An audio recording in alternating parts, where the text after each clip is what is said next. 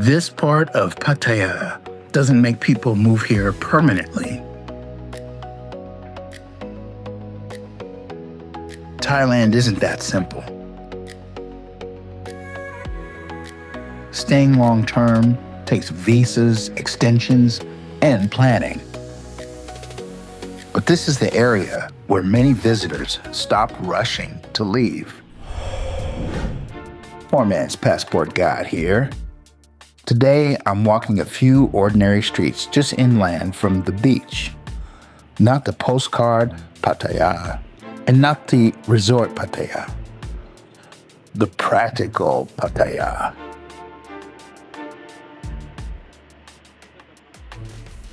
Within about a 10-minute walk here, there are roughly 50 to 60 small hotels and guest houses packed into a few blocks.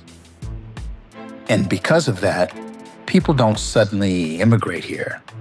They just keep extending their stay. Most visitors don't come to Pattaya looking for an apartment. They come looking for convenience. The first days in a new country are confusing. Where to eat, how to get around, what things cost. A neighborhood like this solves those problems immediately. You can land, walk into a small hotel, put your bags down, and within minutes, you're in the middle of the city. Food is downstairs. Laundry is nearby. Nightlife is a short walk, usually just out your door. There's no commute, no planning, no learning curve. This area lets a newcomer participate in the city before they understand the city. Later, many people moved to quieter places. Jomtien, Pratumnak, Naklua, East Pattaya, or further out. But at the beginning, most want to be close to everything. So these streets become a first home base, not permanent housing, a starting point.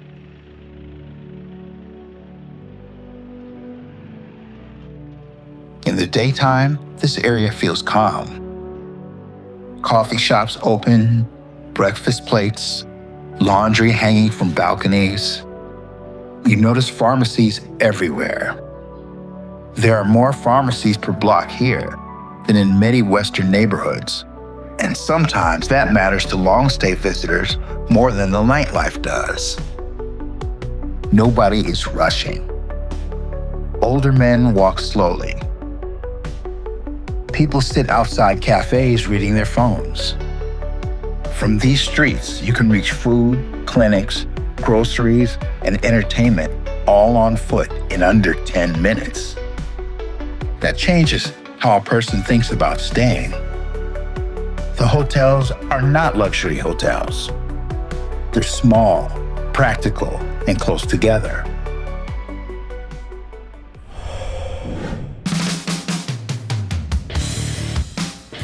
Typical nightly prices run from roughly 500 to 1,200 baht. Monthly rates can drop to the level of a utility bill or a car payment back home. If one place is full, you walk 20 steps and another sign says room available. You don't need reservations. You don't need transportation. You just stay another night. That is how a one-week visit becomes a month. What surprises many visitors in this part of Pattaya is relatively new. Decades ago, most development stayed along the beach. Much of the inland area was small houses and open land. As beachfront property became expensive in the 1990s, small guest houses began appearing further inside the city. By the early 2000s, enough rooms existed here that visitors no longer needed the beach to stay in Pattaya. The neighborhood became its own destination, Soy bucao ties everything together. It isn't glamorous, it's functional. Food stalls, bank machines, barbershops, motorbike taxis. It works less like a tourist strip and more like a small town main road. Thousands pass through each day, but many are no longer tourists. They are living day to day here. There's a mix of people on these streets. Some are short-time visitors moving between hotels. Others arrived weeks ago and never checked out. You'll see suitcases rolling past men who already know every coffee shop on the block. This neighborhood functions as a first stop. Everything needed is within walking distance. Food, clinics, money exchange. And a person can land here and function immediately without knowing the city. Later, they discover quieter or cheaper areas, but almost everyone passes through here first.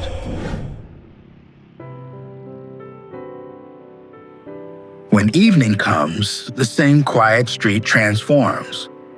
Lights turn on, music begins, and movement appears on every corner. The important detail is distance. The nightlife is not somewhere you travel to. You step outside your door, and you're already inside it. In the daytime, the bars look ordinary. At night, they become the social center of the neighborhood. One street away from the lights, you see the working side of the city.